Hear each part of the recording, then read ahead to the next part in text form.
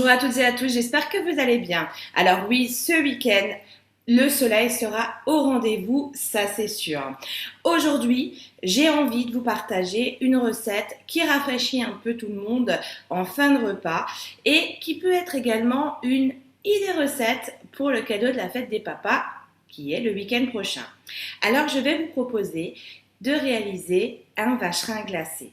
Alors, des vacherins glacés sur Cookidoo, vous en trouverez quand même déjà pas mal. Moi, j'ai ma recette à moi où on va réaliser la meringue, les sorbets et ma petite chantilly. Donc, on y va!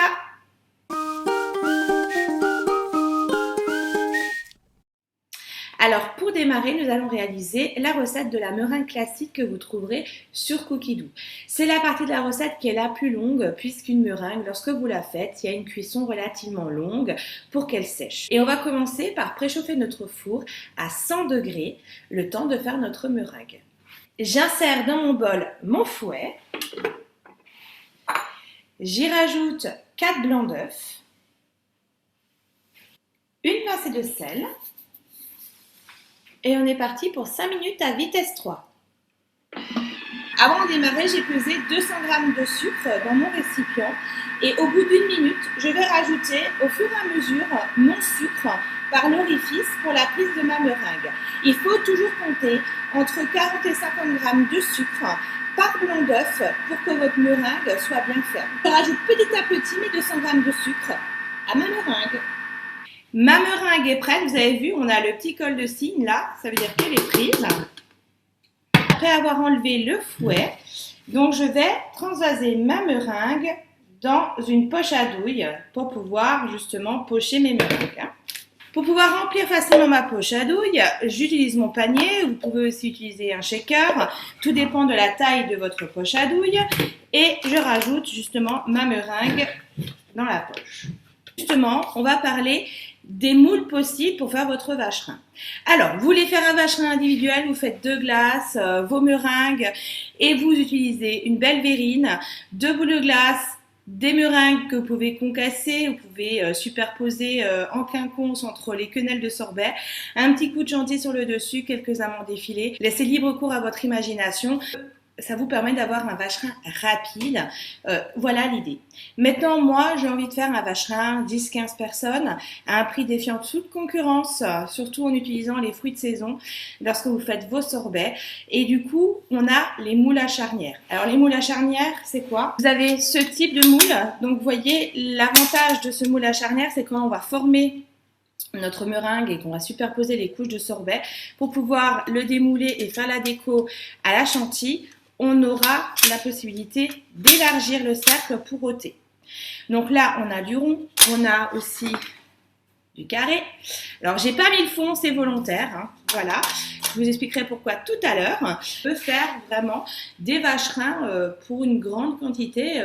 On est sur l'été quand on fait les réunions de famille. On en profite pour se retrouver après ce long confinement.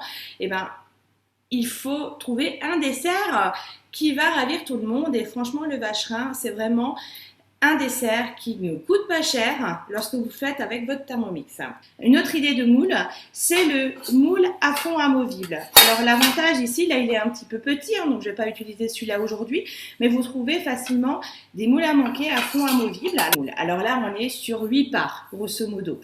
Là, on va être sur des parts... tout dépend si vous faites des grosses parts, hein, mais là on est facile pour 15-20 parts. Et pareil pour le moule à charnière rond, il y a vraiment de quoi faire. Moi aujourd'hui j'ai envie de le faire en carré, je trouve que c'est plus simple pour pouvoir justement former les parts. Je vais positionner ma meringue à 1/2 centimètre du bord. Voilà, on va essayer d'appuyer un peu plus. Alors, j'aurais pu rajouter une douille, on est d'accord. Après, c'est pas nécessaire. Là, l'objectif, hein, c'est le fond de notre vacherin. Avec le reste de ma meringue, je forme des petites meringuettes qui vont me permettre de finaliser ma déco. Pensez à les espacer parce que ça s'étale un petit peu lors de la cuisson. Là, ce que je vais faire, je vais taper un petit peu ma plaque pour enlever les bulles d'air. Voilà. Mes meringues sont prêtes. Je vais donc les mettre au four pendant 3 heures à 100 degrés. Donc c'est une cuisson lente. L'objectif, c'est que votre meringue soit bien sèche, d'où la cuisson longue. Les meringues, vous pouvez les former comme vous le souhaitez. Là, on a fait une base pour notre vacherin, mais pensez au pavlova. Vous pouvez faire des mini pavlova en faisant des beaux nids. Alors le pavlova, c'est quoi? C'est votre meringue, vous faites un petit nid, vous mettez une chantilly non sucrée et en ce moment, on est dans la fraise ou une décoration de fruits rouges accompagnée de pistaches concassées. Je peux vous assurer que c'est super sympa avec un petit coulis de fraises. C'est un super dessert qui fait mouche à chaque fois. Donc pensez-y, alors oui la meringue c'est sucré, mais si de l'autre côté vous sucrez moins le reste des ingrédients, ça fait un juste équilibre qui peut être sympa pour accompagner vos fruits du moment. Là on va arriver dans la saison des fruits à profusion, alors on a encore de la fraise, la rhubarbe, mais on va suivre avec les brugnons, les pêches, tout ce qui est abricot, le melon, donc il y a de quoi faire un beau dessert comme ça, voilà, de très belles idées pour les jours à venir.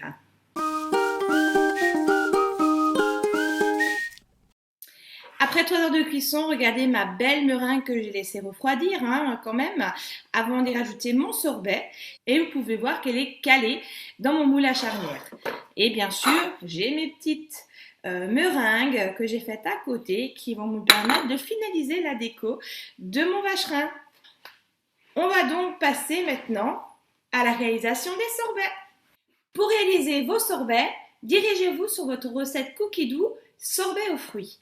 C'est à vous de gérer le dosage en sucre et de choisir le fruit. J'ai choisi donc d'allier 2 fruits qui vont très bien ensemble, la fraise et la rhubarbe. Donc, on va démarrer notre recette et là, on nous propose de mettre entre 60 et 100 grammes de sucre. Tout dépend du sucre contenu de votre fruit déjà à la base. Souvenez-vous, on aura un vacherin avec une meringue qui va apporter également du sucre. Du coup, là, je vais rester sur quelque chose d'assez soft puisqu'on va partir sur 60 grammes de sucre, même si la rhubarbe est beaucoup plus acide, mais on va en mettre moins par rapport aux fraises. Donc, je vais mettre 60 grammes de sucre. 2 possibilités. Lorsque vous faites un vacherin, votre glace, une fois qu'elle est au congélateur, elle va durcir. Elle perd toujours un peu de son onctuosité et un vacherin, c'est quand même l'équivalent de 2,5 litres, 3 litres de glace à décongeler et on n'a pas forcément 40 minutes devant nous pour pouvoir en couper des parts. Petite astuce, on va mettre la moitié en sucre et l'autre moitié, on le rajoutera avec les fruits. On va mettre du canadou. Le canadou, c'est quoi? C'est tout simplement du sucre de canne liquide que l'on met dans les cocktails. Mais là, en l'occurrence, ce sera pour notre sorbet. L'avantage de ce sucre de canne liquide va vous permettre d'avoir un sorbet qui reste tendre et on va donc pouvoir couper à la sortie du congélateur de belles parts pour votre vacherin. Donc je vais démarrer en mettant la moitié du sucre pour mon sorbet fraise rhubarbe. On va partir sur 30 grammes de sucre. On positionne le couvercle, le gobelet et on est parti pour 10 secondes à la vitesse 10. Et là, on me propose de rajouter 500 g de fruits surgelés ou que l'on a congelés nous-mêmes. Alors, dans la période des fraises, faites votre stock, allez à la cueillette. Alors, les fraises surgelées vous permettront de faire des compotes, mais également des sorbets. Et c'est l'avantage de pouvoir, à Noël, faire une bûche glacée fraise rhubarbe avec les fruits que vous aurez cueillis en pleine saison, à un prix défiant toute concurrence. Alors, du coup, là, je mélange les 2 parfums. Je vais mettre plusieurs fraises. Donc, on est parti pour 350 g de fraises et 250 g de rhubarbe.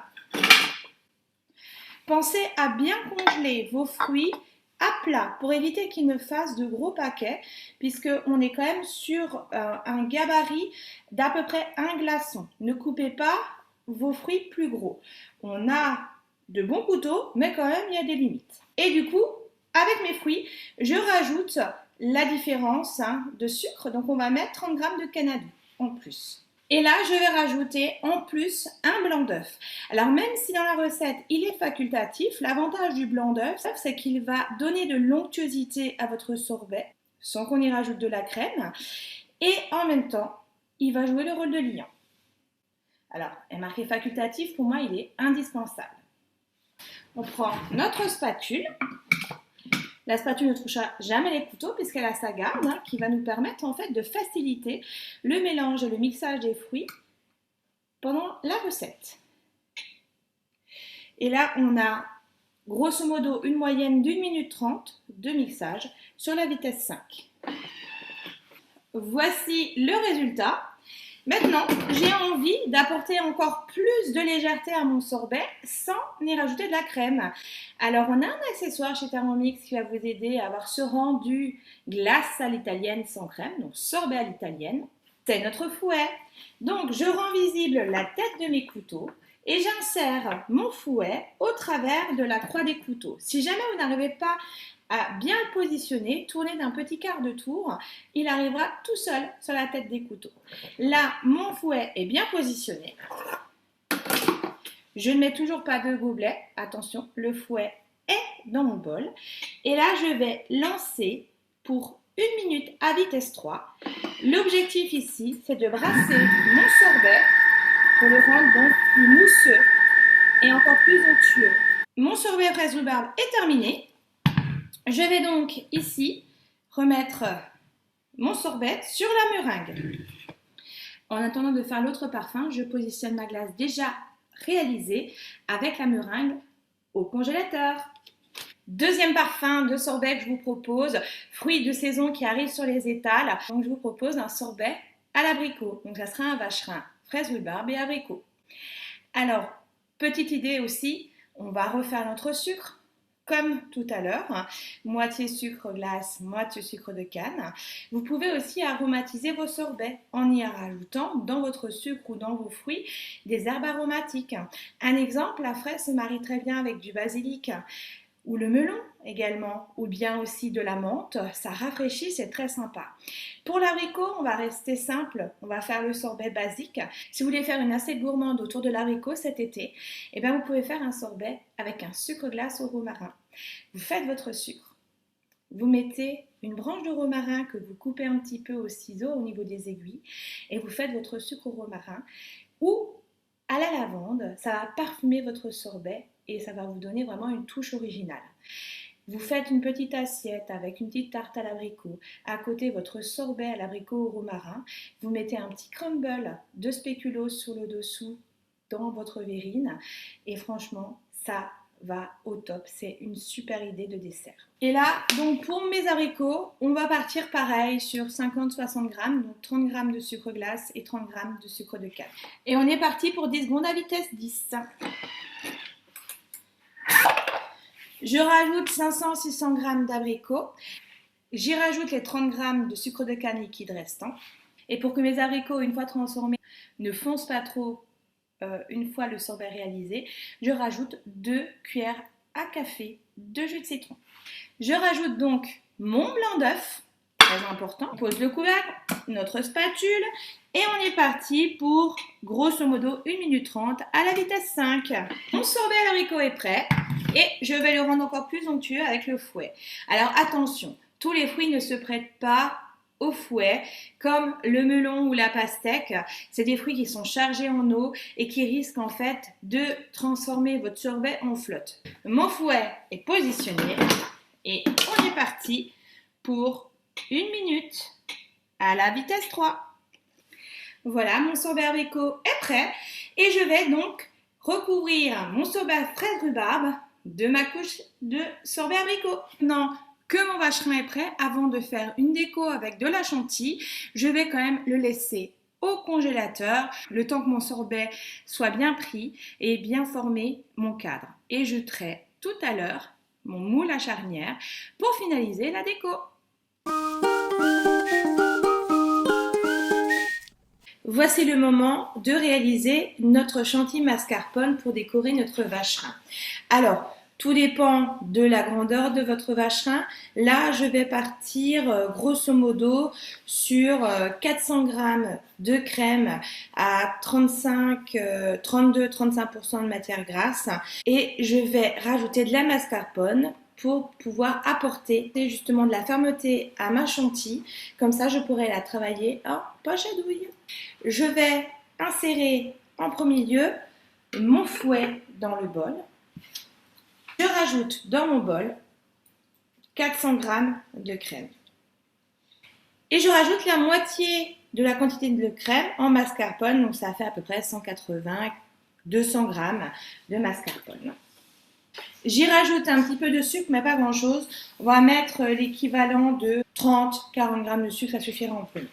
Avant de lancer mon programme, je n'oublie pas de mettre mon panier cuisson pour éviter de refaire la déco autour du Thermomix, tout en permettant à l'air de rentrer dans mon bol lors de la prise de la chantilly. Et là, on va pas mettre forcément de temps. On va lancer notre vitesse sur la vitesse 3 et on va monter progressivement jusqu'à 4. Surveillez bien la prise de votre chantilly parce que si vous allez trop loin, elle va grumeler et vous allez finir par réaliser du beurre. C'est pas l'objectif, c'est sympa pour les tartines au petit-déj le matin, mais là, ce qu'on veut, c'est une chantilly. Et là, vous voyez, notre chantilly est prête, elle est prise. Et là, on va pouvoir décorer le vacherin. Voici mon vacherin. Alors là, je vais recouvrir ma glace d'une couche de chantilly. Ma déco de chantilly est faite. J'aime pas trop quand il y en a trop sur le côté. Donc là, j'ai terminé ma chantilly sur le dessus. Et je vais passer à la déco. Donc j'ai déjà démarré. Il me restait quelques coques de macarons pour avoir un petit côté girly. J'ai mis quelques meringues. Et là, je vais rajouter quelques disques de chocolat. C'est sympa aussi, hein. L'objectif, c'est de jouer sur les couleurs. Utilisez votre créativité, rajoutez de la couleur. Alors moi, je vais le déguster aujourd'hui. Alors, petite astuce, rajoutez vos fruits frais pour éviter qu'ils ne soient congelés. Eh bien, écoutez, reste à déguster ce superbe vacherin. Et à vous souhaiter encore un bon dimanche. Et je vous dis à bientôt. Au revoir.